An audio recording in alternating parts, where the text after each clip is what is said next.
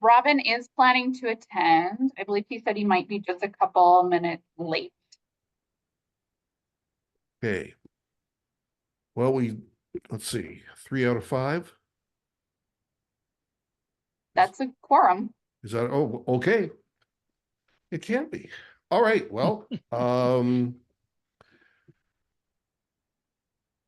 the recording has started. It's 1 minute to 5. Let's get started anyway. Begin with call of the roll. Leanne, Here. Tony Stukel, Here. and me, I'm here. Okay. I would like to entertain a motion to change the agenda so that the director's report is moved up to number 1 and the budget update is moved down to number 2. Can I get a motion for that, please? I'll make that motion.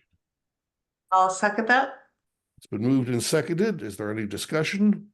Hearing none, all those in favor, please say aye. Aye. Aye. Opposed?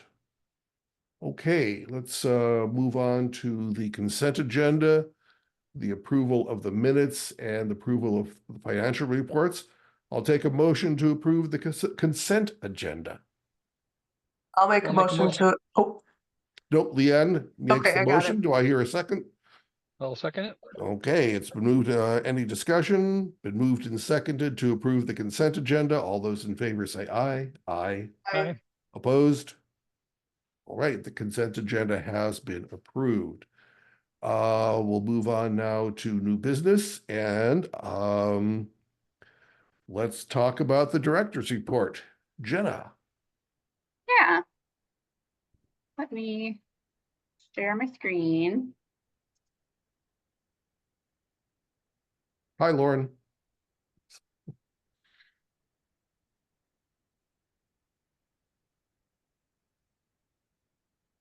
Do you see my director's report up? Yes. Fantastic. All right, so I wanted to start off with some fun news. We were approached by the state librarian to see if we were interested in applying for a federal grant as a sub-grantee under NDIA, which is the National Digital Inclusion Alliance. We said yes. And this grant would be for a little over $1 million over the course of 4 years and then a couple months, with the intention of hiring what they are calling digital navigators. So currently we have a tech tutoring service where folks can make an appointment and we sit down with them and provide one-on-one support for whatever their technology goals are. Maybe they want to learn how to have a video call with healthcare provider or their family members. Maybe they want to learn how to download and read books on a device, all sorts of different kinds of goals. So we're doing that a few hours a week currently, but the need is greater than what we have the staffing capacity for. For instance, we've been hearing from our senior living facilities for a long time that this is something that they would like. So this grant was very exciting because these digital navigators are basically that, somebody to work directly with members of the public in learning how to navigate the digital world.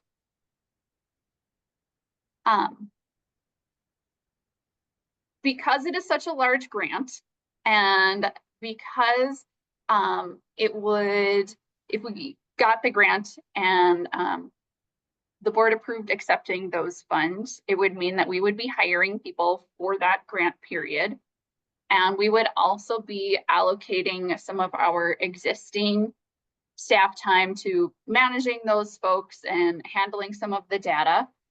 I wanted to get board consensus that this was something that we should continue to pursue. Yeah, so not looking for a formal approval, but just board consensus that this is a grant that we should continue to pursue. And I would happily answer any questions about that. How likely is it that we would get this grant? NDIA seems pretty confident. I can Okay. tell you that they have gotten these grant funds in the past. And so in the cohort of subgrantees that we are in, over half of them already have existing digital navigator programs that they've worked with NDIA to get funding for. Okay. Would those that are mentored have to show residence in West Fargo? That is a detail that we haven't worked out yet. Since it's federal funds, I don't think that that would be a requirement.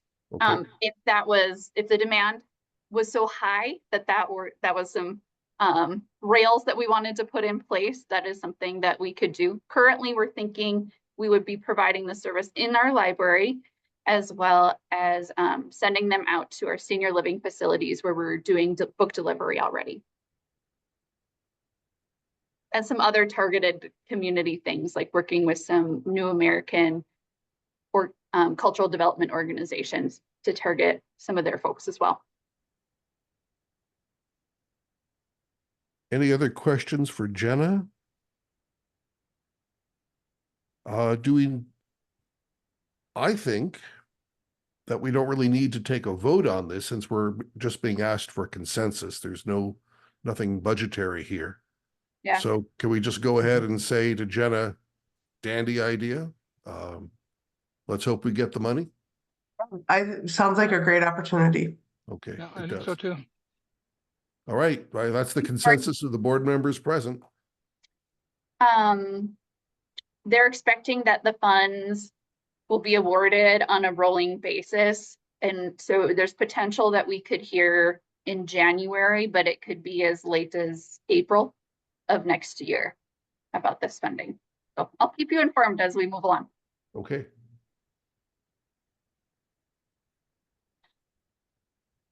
We moved our book drop that was in the Eagle Run Plaza to the new City Hall location. It's just inside that first set of doors in the vestibule.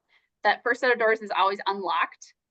So this was exciting for us because knowing that we're going to be moving our second site into that location as well, we'll have that book drop available there, and it's in a space protected from the elements.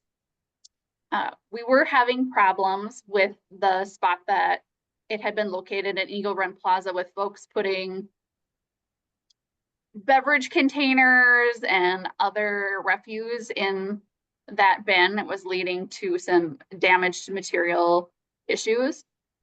And there's just kind of a change in property occupants there right now as well. So it felt like a good time to move that. I can tell you that it's been very popular. It was full of books right away, right after we put it in. We are moving along on our carpeting project here as well. I've collected 3 different bids. And the little carpet sample on the bottom is an image of the carpet squares that we've selected. I can tell you that the colors do look better in person. It looks pretty dull here. The nice thing about these carpet squares that we've selected is because they have a mixture of cool tones and warm tones, it lends itself to a pretty broad color palette. So it picks up the colors that we already have in our location really beautifully, as well as it leaves space for, should we decide to repaint down the road, there's space there to change the color scheme a little bit. In talking to our contractors for our second site as well, this is the carpet we're looking at using in that space too, since a lot of the furnishing colors will be similar to what we're using here. And I think that will help lend itself to a similar feel between the 2 locations. I just noticed, excuse me, Jenna, I just noticed that Robin and Alana are in on this too, so. Fantastic. Hi, guys. We've changed the order of the agenda slightly to move the director's report to the first item on the agenda. Great. Okay. Sorry, Jenna, carry on. No, I still need to talk to our buildings and grounds crew about moving the shelves for this carpet project. So until we have the shelf moving kind of nailed down, I don't have a really good timeline for when this project will begin, but we're thinking probably in November for the carpet in our main location. Finances, we are 64% expended for the year, so right on track.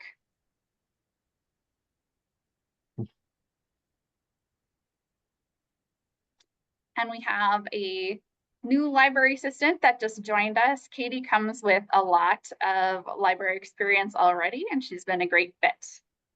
So happy to have her join our team.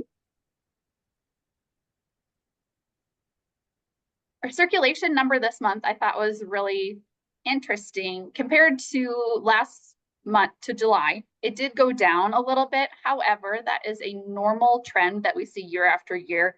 As the summer ends and people switch to that fall routine, we tend to have a little bit of a drop there. But it was still 8% higher than August of last year. So, I mean, we're still staying up high as far as those circulation trends go. And with our door count, it remains the highest it's been in the last 5 years. Robin, before you joined the library board, you can see in March on our blue line, that's our current year, we had a big jump there. I had noticed that our door count numbers weren't meshing with what we were seeing with our other library statistics, and we found out that it was broken. So after we got that fixed, that's when we saw that huge jump in statistics. So we're just going to have a little asterisk on the beginning of the year statistics there. We're not sure when exactly it was broken or off target for counting. We're just going to do our best with those numbers. Our fall reading challenge has begun for adults. I've been hearing a lot of good things. It's a genre challenge, so we're asking that people read in 5 different genres: fantasy, mystery, romance, science fiction, and suspense. And then we have a bookmark for you to stick a spine label genre sticker on. And once you have all 5 of those, then you've completed that challenge. That's available on Beanstack as well as the paper bookmark version. We also have been having good success with plant classes recently. So our water plant class was very well attended. And I believe they just had a succulent class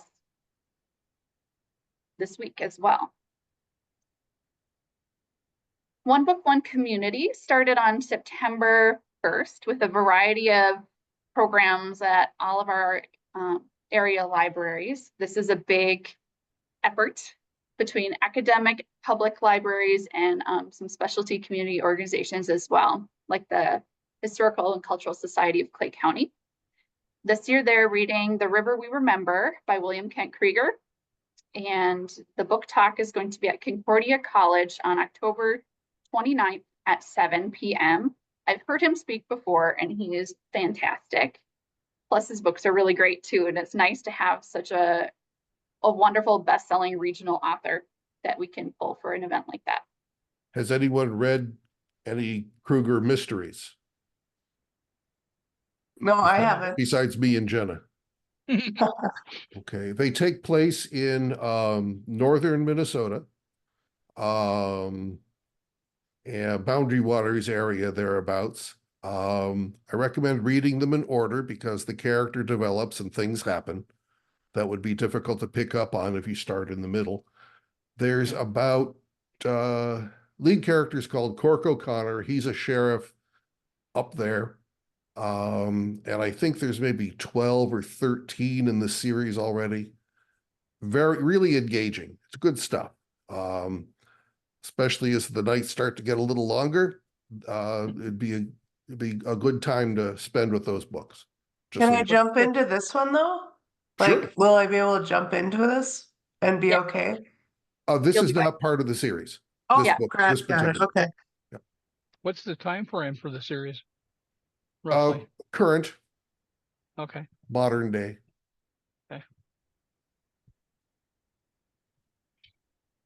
We have also started offering notary public services. So we very recently just looked at that. That was just our last meeting, looked at that policy, and it has now started. So I just pulled this from our website to give you an idea of how it's working. We highly recommend scheduling an appointment just so we can make sure we have one of our notaries on staff available. You'll bring in your documents, and we're asking that you take a peek at the policy just because it outlines what to expect and what you need. And we're also asking that if what you need notarized requires a witness, that you bring your own witness for that. So should be easy peasy. I know that this is something that we've been asked for a lot, and should be a great community service. A few pictures from Yay. our end of summer program. It was really wonderful to have so many of our board members in attendance that night, as well as other people that have championed the Little Red Reading Bus and library services over the years. And we've also just this week had a website refresh. So all the city sites are having this website refresh, inclusive of the library. And here's what our landing page looks like now. All the same things are there, they just might be in a slightly different location. Any questions on the director's report?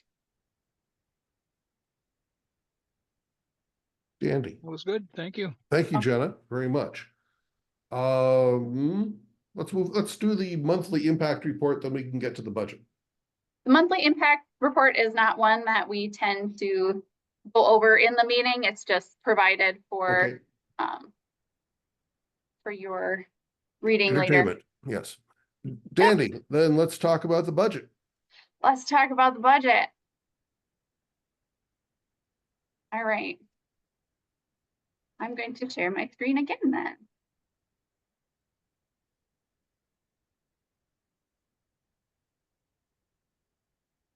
Okay. Our preliminary budget was approved and sent to the city for consideration in their preliminary budget.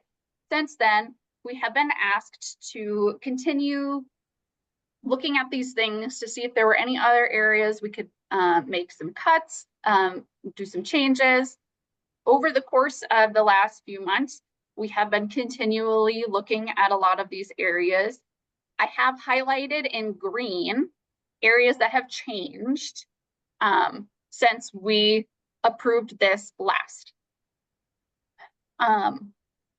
These first several areas in green have been updated by the finance department now that salary survey has been implemented and those numbers have just become a little bit more clear. There's some slight changes there. Some of them went up slightly, some of them went down slightly. Nothing major.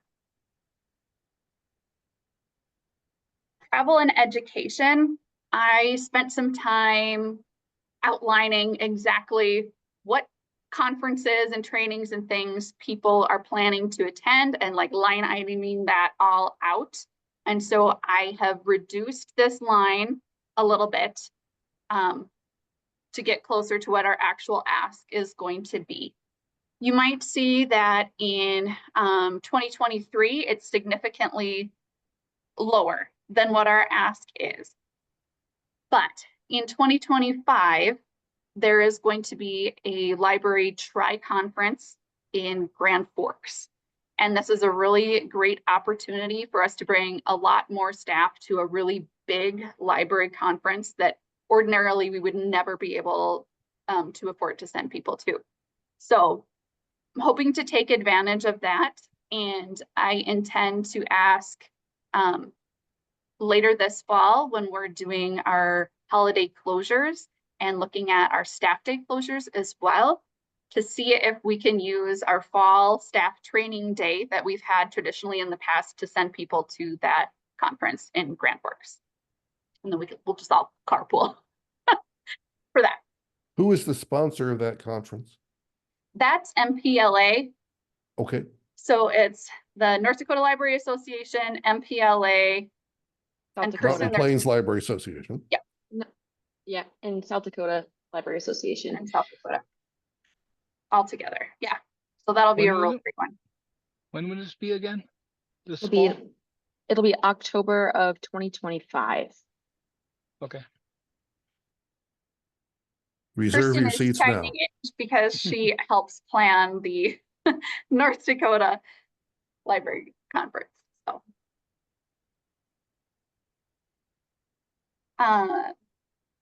For the programming line here that I have highlighted in green, there's a slight decrease there as well.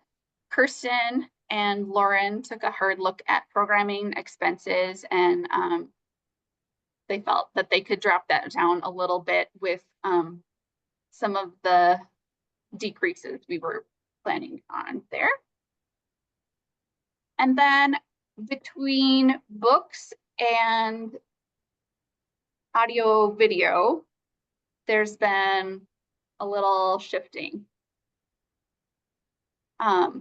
So we're finding that our circulation for books on CD has decreased a little bit, and our, electronic audiobooks has increased, but also just the demand for books has increased. Our hard books, not digital books, has increased as well. And so we shifted some funds between those two categories to be more in line with what our circulation and what our demand is and what the cost of the materials are. We also increased our promotional activities. This is basically our marketing budget, knowing that we're opening our second site in 25. There's just is going to be more print things needed for that space, and so increasing that there. Finally, towards the end of our budget, when we had looked at this before, this is a much bigger number. We went from 256,000 down to 150,000. Because the fit up for our second location was approved by the city commission to come out of capital improvements this year, we took that out of the 25 budget.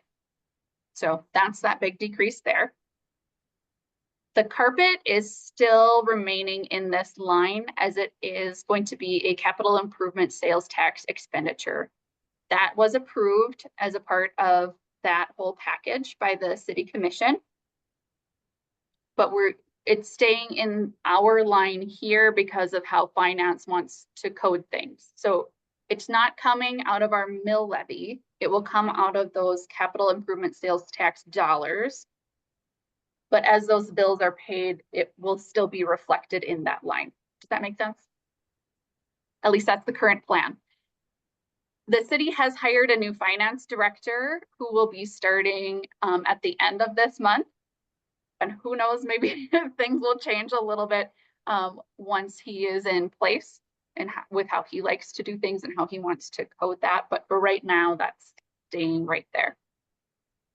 And finally, in our library of things line, this is for collection items that are not audiovisual, they're not books, they're not digital resources. This is kind of all that other stuff. We moved the costs for our hotspots that we loan into this line. We have a few that'll be up for replacement, as well as just like the maintenance of that service was put here. We're still including a 4% COLA as an assumption because we thought that was the highest it would potentially be for the city. And this is our preliminary budget, so we can only go down from here. So that's reflected in that total. I have a total on the bottom that is pulling out this 150,000 that we know is not affecting our mill levy. So the new total on the bottom is $2,495,602.03, which equates to 9.2 mills as a total ask.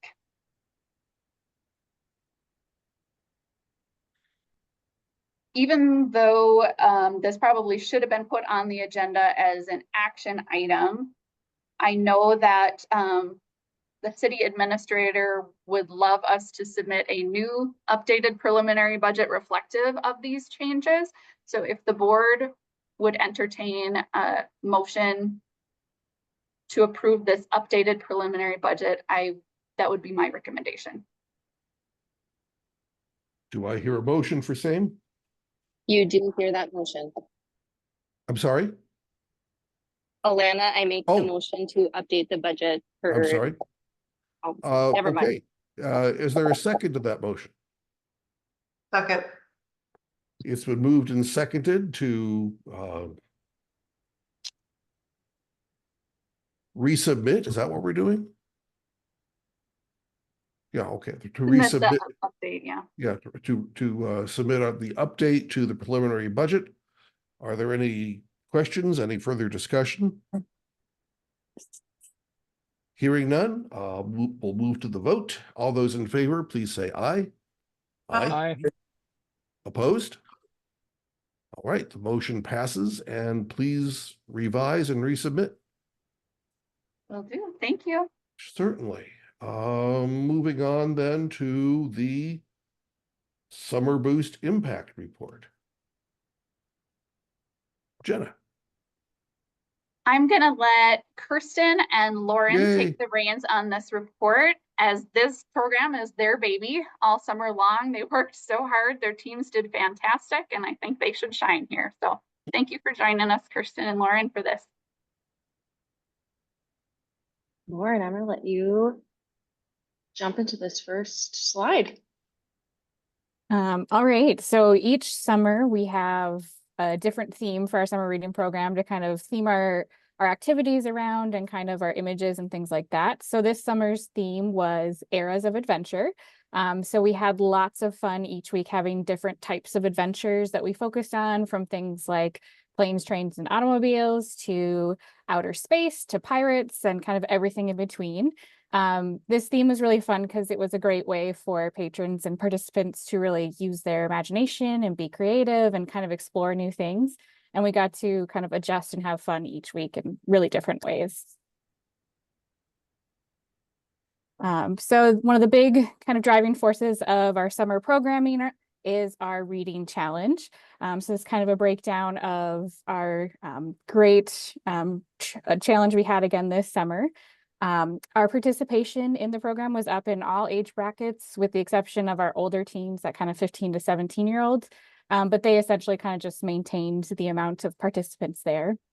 Of our 792 who registered for the program, we had 75% who were actively participating. So what that means is that they logged at least 1 hour or completed an activity, which is what our little readers do. They do kind of literacy activities. So we had really solid engagement with the program. So they weren't just interested, they were kind of actively participating and doing that reading, kind of engaging all summer long. We had a couple groups that saw not just an increase in participation, but also in the reading they did. One big group was that 6 to 11-year-olds. They read about 440 more hours than they did last summer, which is wonderful for this group in particular, because this is that group is kind of the biggest group that needs that extra support in the summer months to kind of combat that summer learning loss that happens when they're not constantly engaged in schooling. So that's wonderful to see that they're engaging this way and keeping those skills up. We also saw an increase in participation from our 18 plus, or our adult reading challenge, which was fun to see. We had a lot of parents who were excited to not just participate with their kids or have their kids excited about it, but do it themselves and enjoy their own reading. And even those who weren't doing it with their family or kids, just on their own, are really excited. So that was wonderful to see this year. This is kind of the breakdown of those age groups we were talking about. As you can see, the biggest group is that 6 to 11-year-olds there. But our second biggest group was those adult groups. So that was fun to see this year. But overall, we have awesome participation amongst kind of all of our ages there. Okay, so not only was our reading challenge fun, so were all the programs and events that we did. So overall, this year compared to last year, we saw an increase in participation. So more active people participating in our building and outside of our building. We were able to interact with nearly 1,150 additional people in the community, either through our direct outreach services or us attending existing community events out and about. We had over 1,000 more people for our in-library programs over last year, which honestly is just an incredible feat. Just a lot of bodies coming through the library and a lot of activities moving and grouping throughout the summer. And that is largely because of our youth programs during the summertime. A big driver of that library attendance was the youth's intentional programming strategy to have weekly set programs to meet the different interests and age groups that they had. So we had a weekly craft event, STEM event, and a teen event. That programming capacity really increased, large part due to the addition of that outreach services coordinator, who was primarily staffing the library on wheels summer route that we had. So you can see across the board, we're seeing incredible attendance. There's a few craft events that I'll highlight in the next slide, but you can see 62 average per session. Our rooms only have a capacity of 30. So when we're looking at how much people are turning over in our space during the times of that program, we're seeing a lot of bodies that come through the building. Our STEM events, always a rowdy good time. But again, even hitting above that average capacity for those rooms. So each of our meeting rooms are 30 people each. And so we always anticipate that we're going to need both. And so having both rooms set up so we can the best way accommodate folks to come through the library and use those spaces. So in youth programming, staying on that same topic, story times continue to be the most popular recurring youth program that we have here in the library. We saw nearly 1,500 people come to story time just in the summer months, June through August, which is an incredible, I mean, really, it's Sarah doing an incredible work and bringing in those people and creating those relationships where families continue to come back, and we continually see new people coming into the library. We're like, how are people still finding out about us? But they still walk through our doors and enjoy story time. Some of the other popular programs for the youth team were a craft session was a pop-up ocean diorama. If you want to see an example, August, our youth program assistant, made a really beautiful example that's on display through the summer. It's in the glass display when you first come into the library, and he did an incredible job. It's just really pretty, and all of the kids are very excited about it. The favorite STEM session was where kids were able to design their own airplanes and then test their construction on our makeshift runway in the activity hallway, which was an eventful afternoon of projectiles and a lot of trial and error in the activity hallway. And for our teens, the Percy Jackson escape room was a huge hit in terms of just the content and depth of that escape room. The kids that showed up for that were so excited and really unpacked the Percy Jackson lore of the stories, and it was a really meaningful experience for those kids.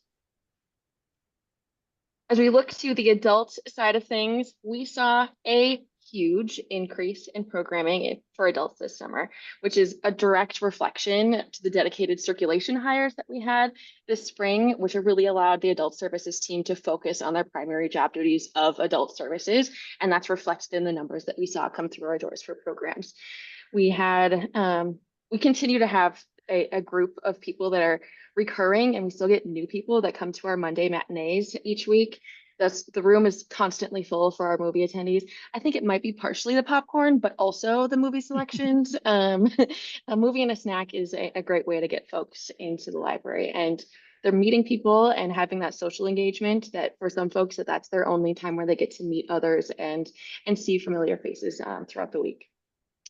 We've also seen a high popularity with our art and crafting programs for adults. We held a watercolor class that maxed out very fast, and we're continually going to be adding new watercolor classes.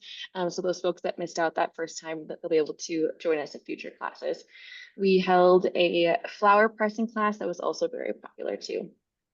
A unique event that garnered a great turnout was our Pages and Pastries program. Claire, our adult services librarian, organized and really built that program where people can create a menu of books of sorts and explore various genre recommendations beyond their normal reading tastes. And that really was more of a social opportunity just to talk books. Yes, it's about getting those recommendations. It's an interactive readers advisory event, but we saw people stay for the whole time. And it was a 3-hour event, and people stayed and talked books with people that they've never met before and were able to really build those connections with other bookworm people and share and recommend different books to each other.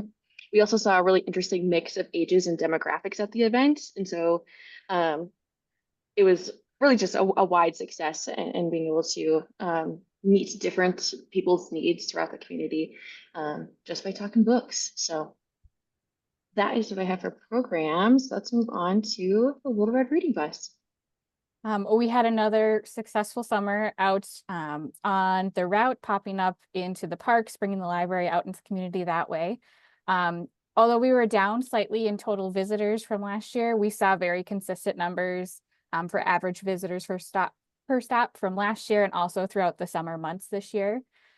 We added a new stop this summer at Rivers Bend Park.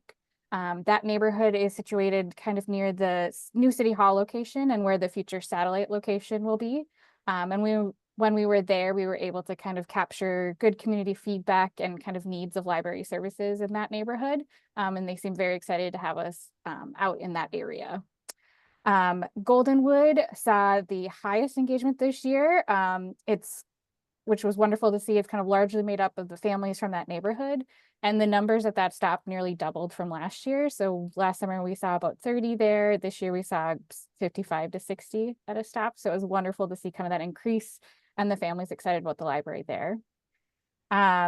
Overall, we had really solid engagement at our stops at each stop when we were there. We made more library cards this summer than we did last year. So we're still getting new folks interested in the library, using the services, coming back, checking out books. We also had longer stops this summer. So we did an hour and a half at each location, which really helped families to have more time to kind of engage with all aspects of the stop. So they were able to browse the books. They could sit and read together, and they could also play the games and engage with their neighbors a little more, rather than just that hour-long time was a little quicker stop. So kind of that expansion there really helped some of that engagement. This summer was also our first summer with Cass, our outreach services coordinator. On a regular basis, patrons shared with her how much they love the library and that we provide library services beyond our walls, excuse me. She also shared that it was one of the most rewarding experiences of her career. So it was wonderful to kind of see her out in the community and engage and kind of have that steady driving force behind the bus route this summer. And then kind of our bigger whole community programs. So each year we kind of start summer with our big kickoff party, and we kind of celebrate a successful summer with our end of summer or closing party. And they're huge attendance gathering events. They get people excited for summer. And also the end of summer party is kind of that reward for their hard work during the summer, and is the kind of switch to get ready to go back to school. This year's end of summer celebration was also a send off to our old outreach vehicle, and we are excited to kind of expand our outreach services with the gracious donation from First International Bank with our new vehicle, the Library on Wheels. Switching gears back to our traditional library services, not only were our programs and our outreach really busy, so was our building. We saw an increase across the board for foot traffic in building, new cards made, and just general circulation from last year. We even set a 5-year record in foot traffic and an all-time record in circulation. With the addition with our circulation manager, Kayla, she has been an incredible leader for this team during our busiest season, and she really only had a couple months under her belt before we jumped into summer. We can't deliver all of the great services that we do without each member of our circulation team and their services to the public. They are invaluable when we're coming to all of the great questions that they answer and the work that they do. But we saw incredible numbers this summer of how valuable our library is in the community. And not only are we saying that, so is everybody else. All summer long, we heard from our patrons why our library services matter. A few comments that's like vivid in my head is a dad who had never participated in summer reading before because he always did it with his kids. And this summer, he's like, I actually got to read for myself. And I'm so grateful for this opportunity to continue to read for me, not only with my kids. Our library staff continue to be the reason why so many of our community members enjoy using the library and our services. Our staff create exciting programs and reading challenges. They help find answers to questions or just the right book for every single reader who walks into the door. Even just assisting folks using our space and our resources and really just creating meaningful interactions for everybody in the community, the whole family. And these are just a few sound bites that we've captured throughout the summer of how awesome the library is. But if you have any questions, we will hang out here for a minute.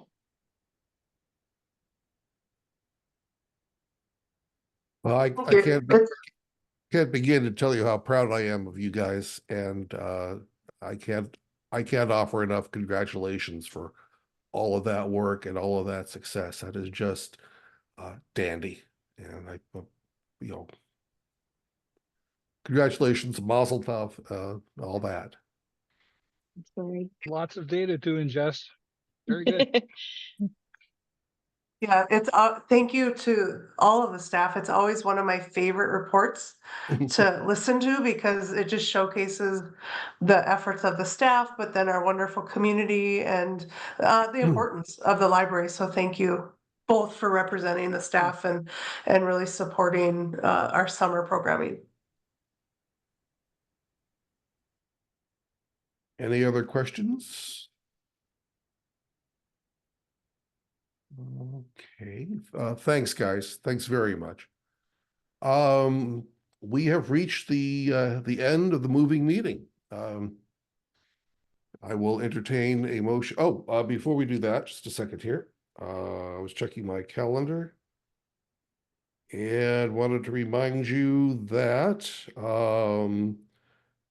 next Monday, the 16th, the West Fargo City Commission meeting will be filled with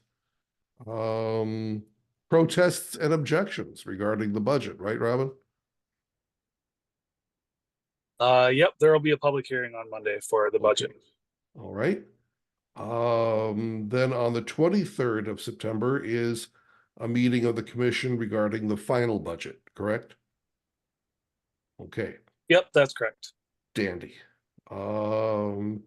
And then the next library board meeting will be on the 10th of October, by which time it will be fall. And baseball playoff season. Go Dodgers. California boys. So Giants, man. Oh dear. We'll Oh have to get along. dear. I have a comment about the October library board meeting. Yes, ma'am. So with us submitting this updated preliminary budget to the city commission, last year we finalized our budget before the city finalized their budget. I just wanted to remind you that we're doing it differently this year. The city is going to finalize their budget first, which sets our final mill levy. And then if there are any adjustments that we need to make, then our budget's not final yet. So at that October meeting is when we will be finalizing our budget. And then we'll just update that page in the city budget book. So we're meeting just a few days after the city is planning to finalize theirs. And then we'll Okay. update that page. At this meeting, the library will finalize its budget at the October library board meeting. Giants fan. Okay. All right. Anything else? I will entertain a motion to adjourn. I'll make that motion to adjourn. I'll second. Moved and seconded to adjourn. All those in favor, please say aye. Aye. Aye. All right. Dandy, thank you very much, guys. I appreciate your time and trouble, and we'll see you at the next meeting. Thank you. Bye. Bye. Okay, bye.